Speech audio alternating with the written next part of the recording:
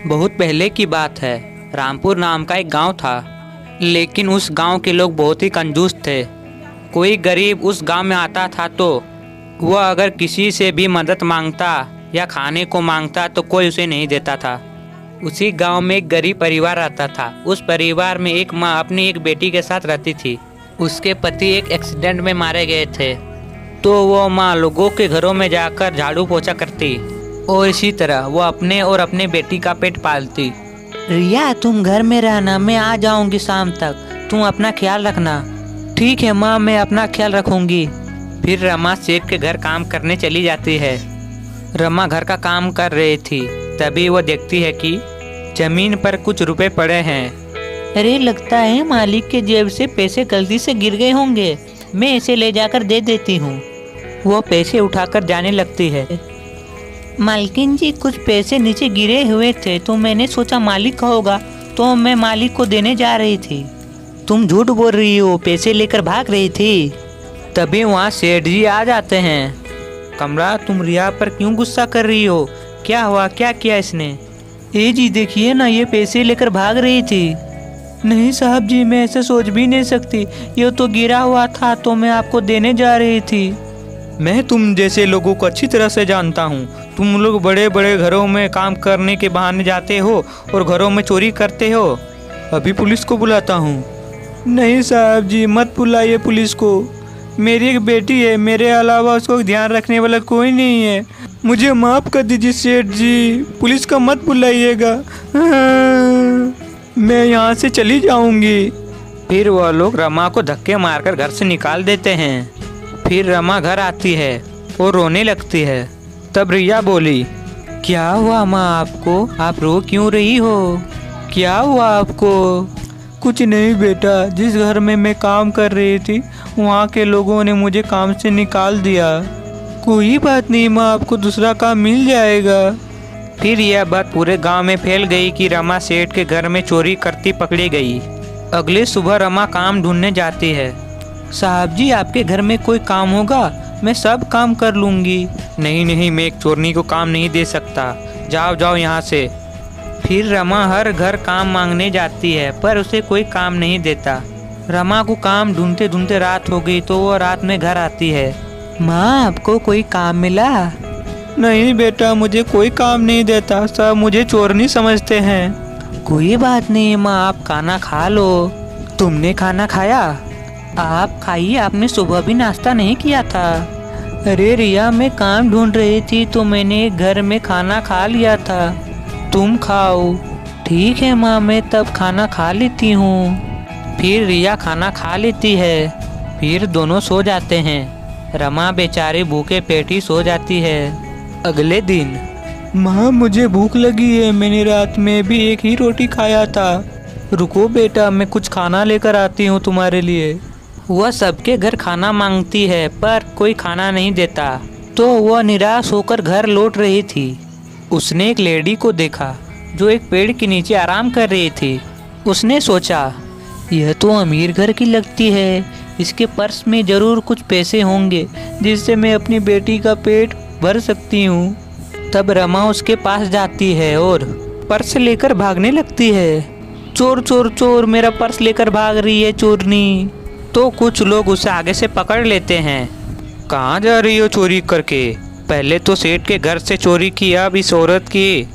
अब हम तुझे नहीं छोड़ेंगे, मुझे छोड़ दो, मैंने कुछ नहीं किया। फिर वह लोग रिया को बहुत बेरहमी से लातों से मारने लगते हैं। और रमा 2 दिन से कुछ खाई नहीं थी तो वह मार सहन नहीं कर पाई और वह मर गई। अरे राजू भैया, इसे क्या हुआ?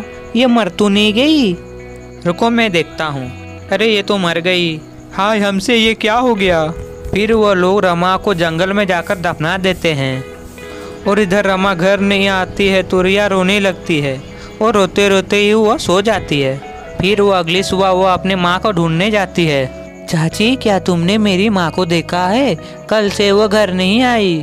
अरे बेटा, तुम्हें पता नहीं, तुम्हारी माँ कल चोरी करके भाग रही थी तो कुछ लोग उसे पकड़कर मारने लगते हैं, तो वो मार सहन नहीं कर पाई तो वो मर गई।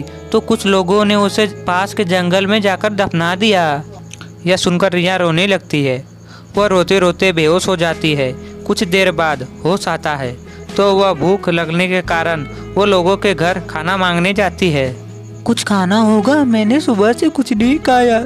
नहीं है खाना, जाओ यहाँ से। आ गई चोरनी की बेटी खाना मांगने।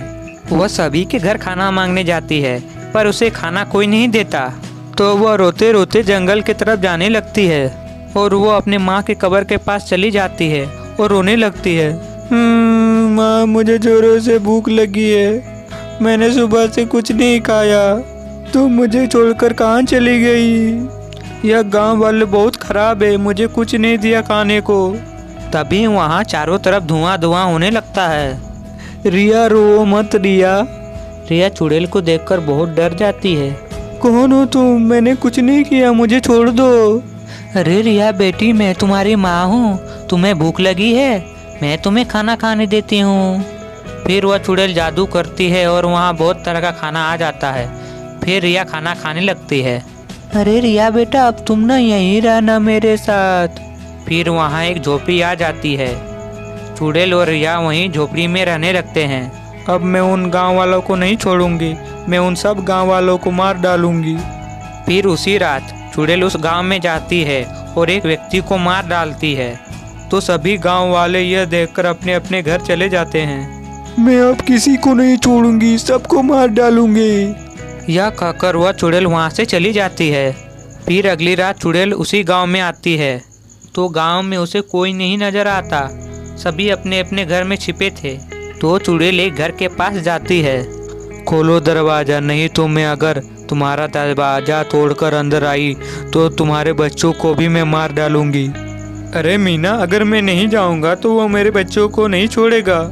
तो राजू घर के बाहर आता है तो उसके पीछे रामू का बच्चा भी आता है और वो जाकर चुड़ैल के पास रोने लगता है। मेरे पापा को छोड़ दो, मेरे पापा ने कुछ नहीं किया, तुम मुझे मार दो। लेकिन चुड़ैल जैसे ही राजू को मारने जाती है वहाँ दुर्गा माँ आ जाती है। अरे रमा, छोड़ दो इसे, माफ कर दो इन गांव वालों को। अगर तुम भी इन गांव वालों के जैसे ही करोगी, तुम में और इसमें फर्क क्या रह जाएगा? तुम अच्छी तरह से जानती होगी, अगर माँ बाप जिंदगी में ना हो तो जिंदगी कैसी हो जाती है।